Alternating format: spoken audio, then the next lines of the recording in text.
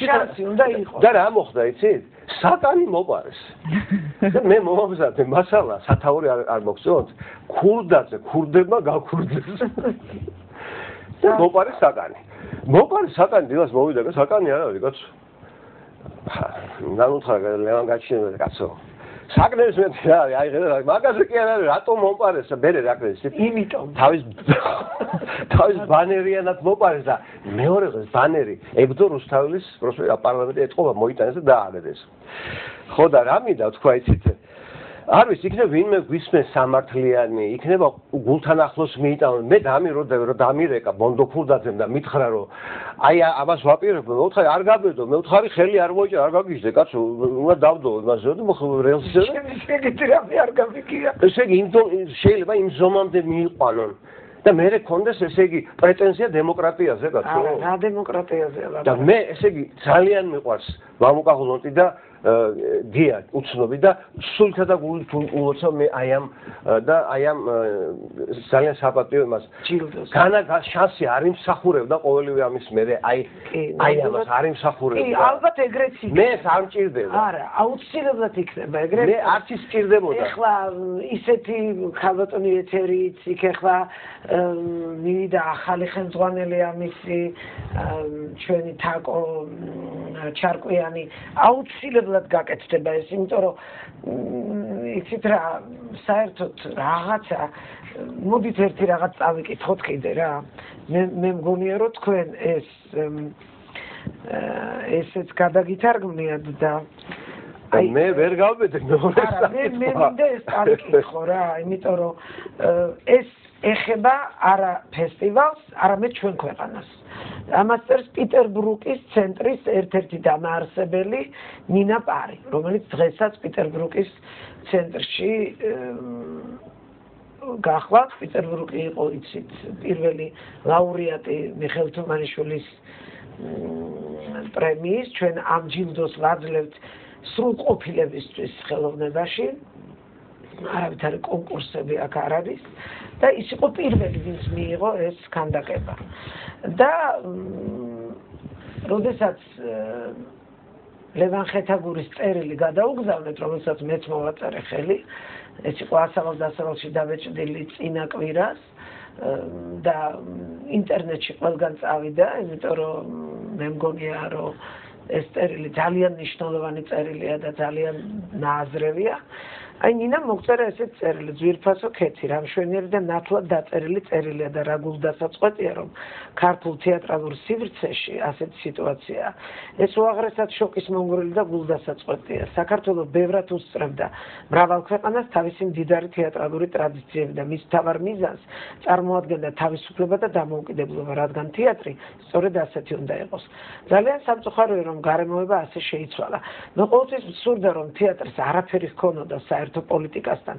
გარდა იმ შემთხვევაში როდესაც თეატრი თვითონ არის პოლიტიკური თეატრის სახეობა და თვითონ ირჩევს ამ სახეობას პირადად მე ვთვლი რომ ეს ორი რამ შეუთავსებელია თეატრი არის თვითცხოვრება თეატრი გაღარიბდება გაუფერულდება თუ კი ის მხოლოდ პოლიტიკური იქნება ყველაზე დიდი დანაკარგი თბილისისთვის ფესტივალის საჩუქრის დაკარგვა იქნება რომელმაც თბილისი ეს ფესტივალის დირექტორი წერს სხვათა შორის ერთ-ერთი ფესტივალების საერთაშორისო რუქაზე განათავსა რაც ამ ჩვენმა ფესტივალმა მოახერხა სოფლიოს ვერც ერთმა ფესტივალმა ვერ შეძლო სოფლიოს წამყვანი არტისტები სრულიად უსასყიდლოდ ჩამოდიოდნენ აქ თავიანთი სპექტაკლებით მან მხოლოდ საქართველოსადმი სიყვარული ამოძრავებდათ ეს ნამდვილად რაღაცას ნიშნავს შეგიძლიათ მერწმუნოთ რომ ვისაც კი ოდესმე მონაწილეობა მიუღია ამ ფესტივალში არასდროს დაგივიწყეთ არც თქვენ და არც საქართველოს ღმერთს ვსხმობ რომ ეს სიტუაცია მხოლოდ დროებითი სიგიჟე გამოდგეს უზარმაზარი ადმინისტრაციული შეცდომა რომელიც მალე გამოსწორდება და მე დარწმუნებული ვარ იმაში რომ ერთადერთი არ ვარ, ვინც ასე ფიქრობს. ფესტივალის საჩუქარი ისევე უნდა არსებობდეს, როგორც ქართული თეატრი, თუ კი საერთოდ რაიმე სამართალი არსებობს ამ ქვეყანას. სამუდამოდ მადლიერი ვარ შენი, თქვენი, არა მხოლოდ იმისთვის, რაც პირადად ჩვენთვის გაიკეთებიათ, არამედ მთლიანად ქართული თეატრისთვის. და ასეთ შემართებით გაგეგრძელებინოთ, თქვენი საქმე კიდევ ძალიან დიდხანს და სხვებისთვისაც გაგეკვალოთ გზა. და ისევ არა ქართული ადამიანი იცავს დღეს საქართველოს. არა ქართული ნამდვილად მოაწერს და შემოვა უკაცრავად ჩვენს საზოგადოებაში, ის უკვე არის ამ საზოგადოებაში. თქვენ ასე არ ფიქრობთ? თქვენ ასე არ ფიქრობთ? მე მესმის რომ რაღაც ვალდებულებები არსებობს. მე ვარ არაჩვეულებრივი თეატრის ხელმძღვანელი. ყავს ახალგაზრდა მმართველი, მშვენიერი მსახიობი ზურა გეწაძე. მე დარწმუნებული ვარ, რომ მე და ზურა ერთად ძალიან ბევრ რამეს შევძლებთ, ისევე როგორც ჩვენი 35 კაცი ყავს, ასე ვთქვათ, 35 მსახიობი ყავს, სულ ვართ 80 კაცი, მაგრამ დღეს ჩვენთვიაც უჭირს. და მე მინდა, რომ თუ სახელმწიფო არა, რაც გვაქვს, ის გვაქვს, დადგება დრო, როდესაც თეატრში კი არ ვიტყვით უკვე, აი ნატუკა ამაზე მინდა გავაგრძელოთ ლაპარაკი. წამიყვანეთ თუმანიშვილის თეატრში. პაუზა, ძღოლი. ძველი კინოსტუდია იცით, ტომ პასუხი არ არის. გერმანიის საელჩოს გვერდზე, აი იქ დიდი რიგი როა მანქანების საყიდლად რომ მიდიან ქართველები გერმანიაში. კი ბატონო ვიცით. მე იმიტომ კი არა რომ ჩვენი თეატრი რამეთი ან დაკნინდა ან რაღაცას ვერ აკეთებს, არა, არავითარ შემთხვევაში. უბრალოდ მე მგონია რომ ჩვენი დანიშნულება არის, როდესაც მე ვეკითხები ძღოლს, რამდენი წლის ახალ? 30-ის ქალბატონო ქეთი, 35-ის 40-ის. თეატრში ბოლოს როდის იყავით? არ ყოფილვარ საერთოდ. საცხოვრობ. მეტყვის რაღაც. რატომ არ ყოფილხართ? არ ყოფილვარ, იცით რა, სახში ფული უნდა მივიტანო, ამაზე უნდა ვიშრომო, ბავშვებისთვის. ფული რისთვის ვეკითხები? რისთვის უნდა მიიტანოთ ეს ფული? მარტო საჭმელისთვის? და ისევ თუ არ დაგწამებენ აგენტობას, აი იქ მშიერი მომაკვდავი ადამიანები. როგორ იყვნენ ლენინგრადში და უსმენდნენ შოსტაკოვიჩს? არ მინდა რა დროს რა ლენინგრადი.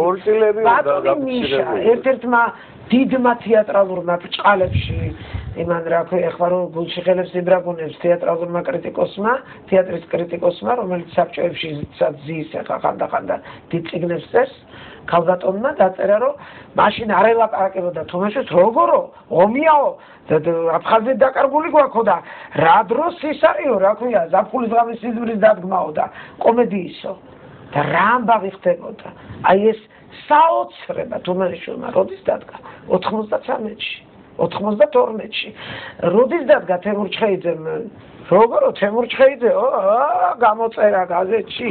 რას ქვია დოსტოევსკის დგამსო? იმას რა უნდა თეატრში მითხარით? იმან თეატრზე უნდა ილაპარაკოს? ქალბატონო, ხომ არ გეცნობათ, რასაც ვამბობ ახლა ციტატები. ვიცი რომ მიყურებთ და კარგად მომისმენთ. აი ამიტომ ესეთი პასკვილები კი არ უნდა წერონ. ეხლა რომ გულში ხელს იბრაგუნებენ მიშა თუმანიშვილი რომ აღარ არის, რომ თურმე ყველაზე ახლო მეგობარი ყოფილა მისი და ყველაზე მეტად ყვარებია. აი სწორედ მაშინ დგამდა თუმანიშვილი ზაფხულის ღამის სიზმარს. სწორედ მაშინ ამ ცივ გაყინულ დარბაზში უამრავი ხალხი მოდიოდა. როდესაც კარგად ვართ, კარგოდათ, ისედაც კარგად ვართ. მე პირიქით მგონია და მე ჩვენ თუ არ ვიკისრეთ ეს